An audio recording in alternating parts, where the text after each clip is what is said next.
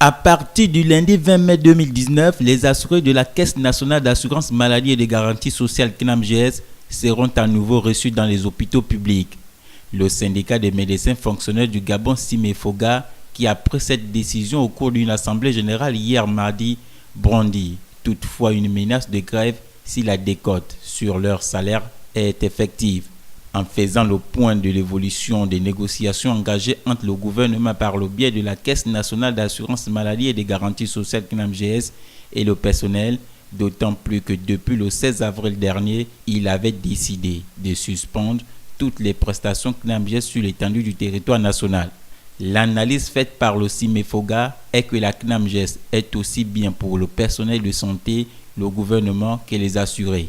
Dans cette optique, le syndicat estime que le gouvernement a tout intérêt à disponibiliser les fonds nécessaires recueillis, que ce soit par le truchement des retenues aux différents fonctionnaires ou par la CSS.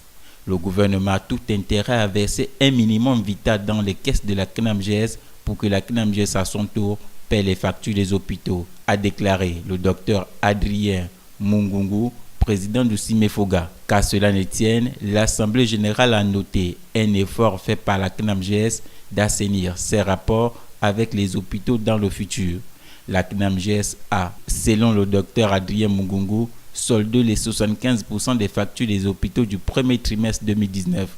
Aussi, elle s'est engagée à régulièrement verser aux différents hôpitaux un montant minimal en fonction des activités, a-t-il ajouté.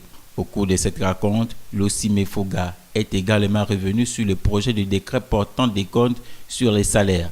À ce sujet, l'Assemblée générale a réaffirmé le maintien de son préavis de grève pour une durée indéterminée par rapport à une éventuelle décote sur leurs salaires. Tant que le gouvernement n'a pas décidé de retirer son projet de décret, l'Assemblée générale a décidé de ne pas retirer son préavis de grève sur cette question, a indiqué le docteur Adrien Mungungu, qui a appelé la vigilance des agents de santé.